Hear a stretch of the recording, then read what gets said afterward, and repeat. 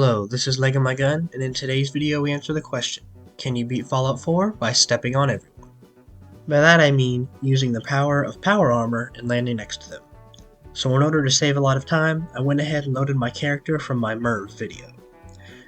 Being this high of a level will grant me access to the Science Rank 4 perk and a couple other perks I'll need to create the optimal build.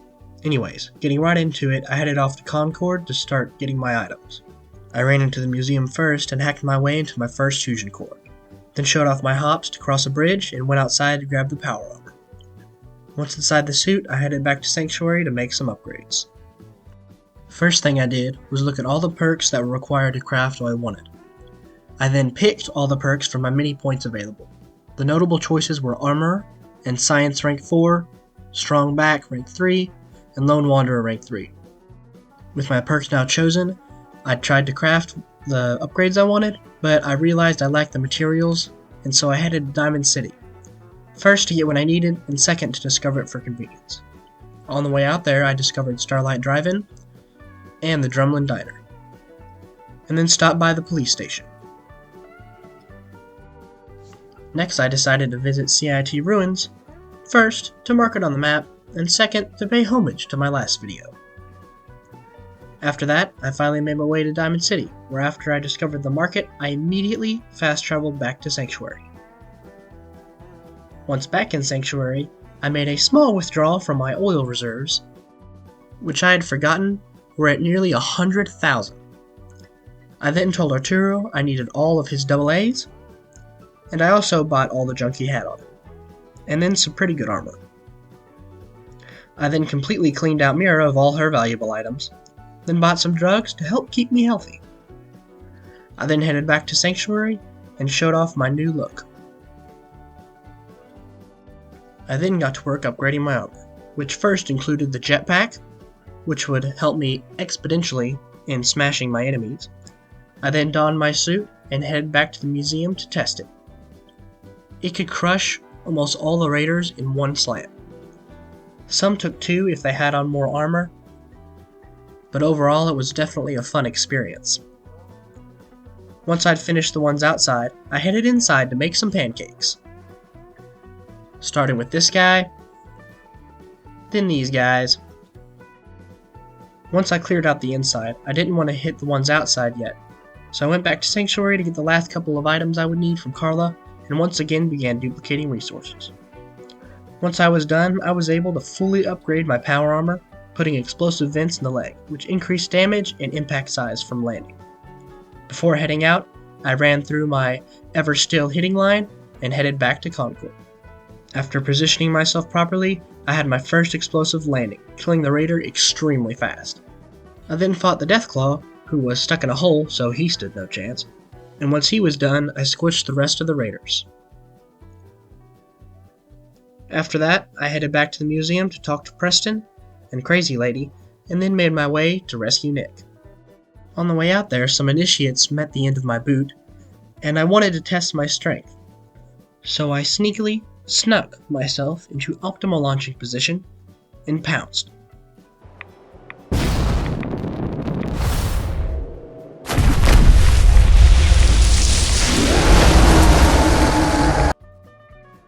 Swan, being Swan, was very unhappy that I had woken him from his nap, although I could mostly avoid getting hit by him.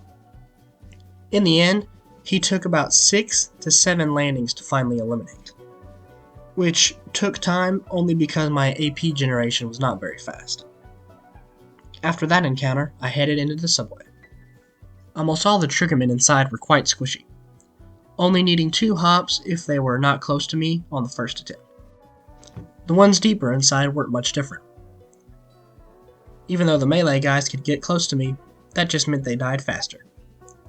I then rescued Nick, and had some trouble with the ones in the smaller rooms, but was able to lead them outside or just let Nick take care of them. Once we successfully escaped, I headed home to repair my armor, and then headed to Diamond City to trade. After my trading, I made a bunch of jet fuel at a crafting station. This chem is specifically made to work in tandem with the jetpack, and boost both my AP regen and max AP.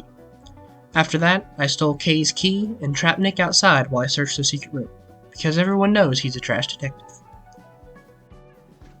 Once I was done rummaging around, I went outside and told Dogme to take me to that son of a biscuit. On the way there, I played leapfrog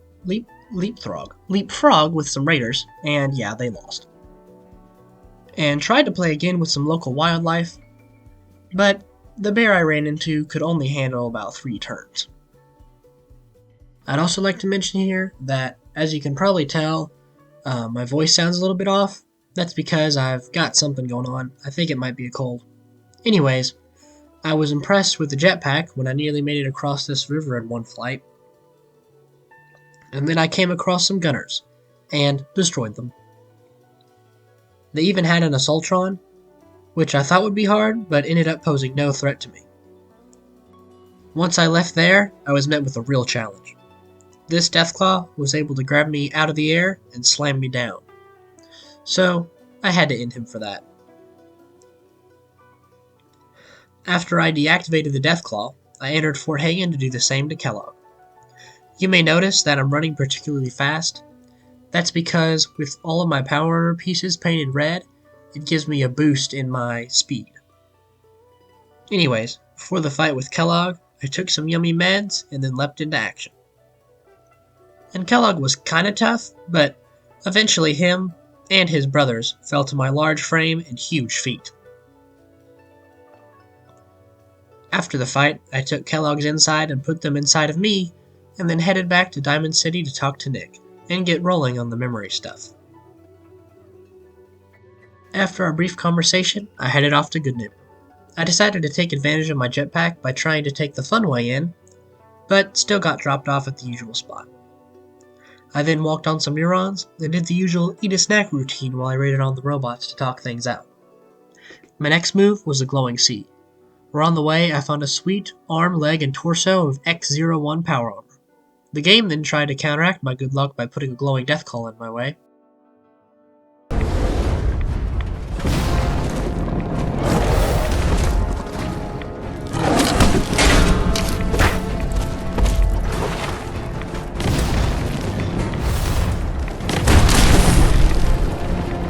As you could see, he still threw me to the ground at the beginning. However, those tactics didn't last long. I took some jet fuel and began an explosive game of hopscotch. An albino rab scorpion joined in, and after I killed him, the scorpion and his body decided to peace out of this dimension. The Deathclaw only took one more hit to take down, and after my victory, I proceeded to the crater to jump on some atoms. After jumping on the cultists, I headed to Virgil's cave where I was greeted with a legendary Deathclaw. It took about the same amount of hits to kill as Swan did, but he still couldn't stand up to my explosive shoes. It was then Virgil, and then to Green Tech, where I was able to skip a lot of the combat by just jetpacking through straight to the course. He was slightly annoying due to the stim packs, but eventually him, and everyone else in the room, got eliminated. After the victory, I headed outside to see how far I could fly off this building.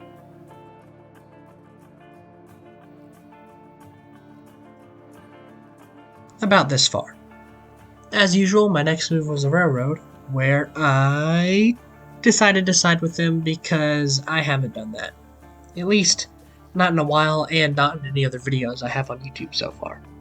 I also didn't want to side with the Minutemen, and actually, to my knowledge, don't think I've ever sided with the railroad in my playthroughs. Anyways, it was back to Virgil, then back to the railroad, where we headed off to the switchboard. I was helpful in open areas, taking out most synths in one hit. However, deeper inside, I had to use my power armor to hide myself while Deacon took care of the rest. Once that was over, I got my reward for a job well done by having to clear out a settlement. Once I had turned all the ghouls into paste, I got to work building the teleporter. Once the teleporter was complete, I teleported into the Institute and talked to Father,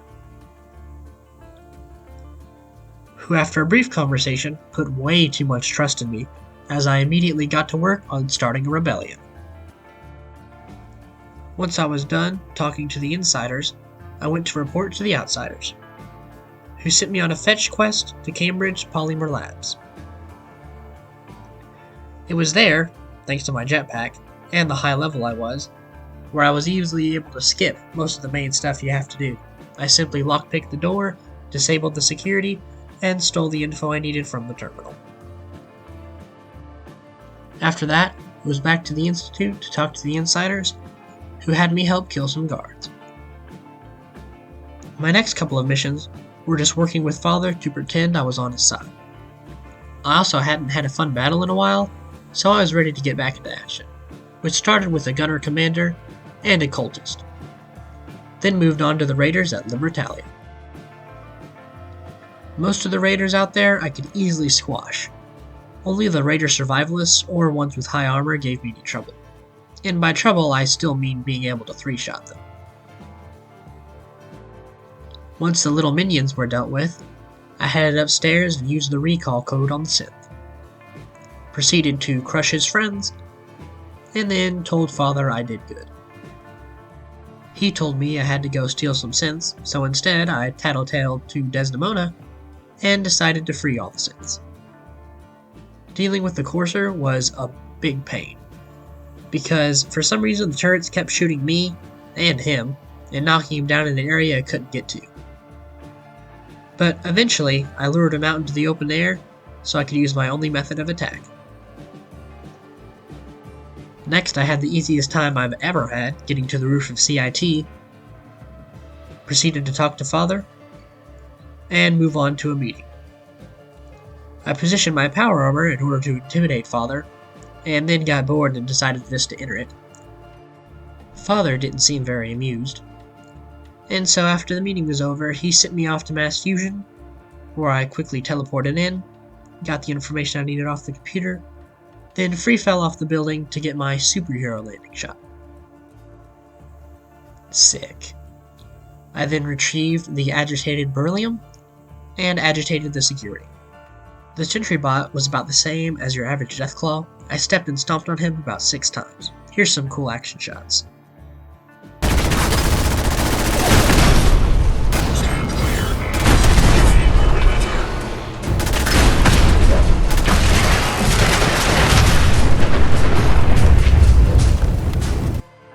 I was next surprised on how quickly I could handle the Assaultrons. They only needed 2 explosive landings, and I killed both of them at once, which looked pretty cool. After finishing this mission, I headed back to the Institute where I activated the reactor, had another boring meeting where I saluted my power armor, and then was sent on my next mission, where I managed to kill all but one of the gunners at once.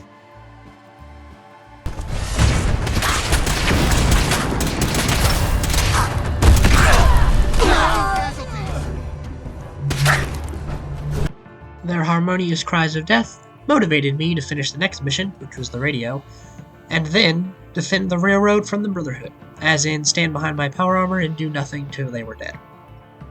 However, after the ones inside were killed by not me, I was in charge of killing the ones outside, and I could do 0 damage to anyone in power armor. So I went with the next best option, which was to recruit Piper, give her the best weapons and armor I could, and head back in and dismiss her. Therefore, I wouldn't get any credit for any of the kills. She engaged the Brotherhood and could do pretty good damage off the bat. However, she took a serious beating at first. But slowly, very slowly, she started taking out the Knights one by one. I had to use the same tactic at the police station and inside the police station, as I still couldn't injure anybody on the outside, and the inside was too cramped for me to stomp around. After that was complete, I sent Piper out of the picture, and forgot I had to defend the vertibird that Tom was hacking, while not being able to do any damage to the Knights or their vertibird. It wasn't hard, it was just boring. I had to constantly keep moving and using stim packs. But eventually, Deacon took all of them out. We then made our way to the airship, where on arrival, I put on my orange suit and hopped in my suit, but that didn't matter to the Brotherhood. They still fired on me. So I ran as fast as I could, placed the bombs, and got out of there. I then boarded the vertibird and got to watch this.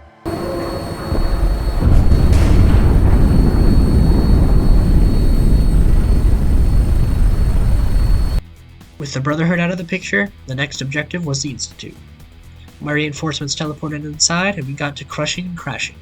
I harnessed my inner trash compactor and deactivated a large group of synths, all with just 2 slams.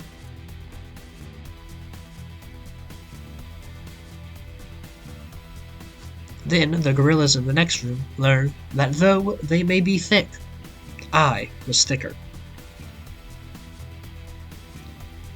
And I crushed them all with relative ease. Once they were dealt with, I engaged one of the legendary synths outside who could handle quite a bit of punishment, but fell nevertheless. I continued to mop the floor with the ones outside, getting this cool shot of killing two at once. I then ran upstairs to deactivate the security system and open the reactor and got this cool shot.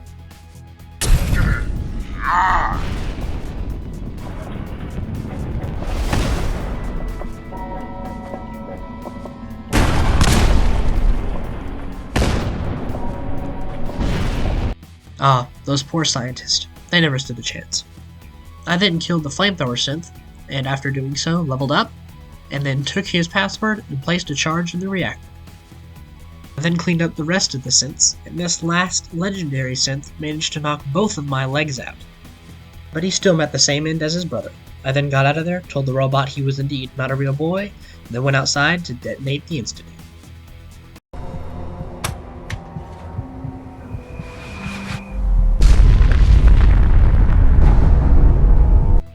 With that, I can say I beat Fallout 4 by only crushing people. Thanks for watching, please subscribe to help grow my channel, comment down below on what you'd like to see me try next. This is Legomygun, signing off.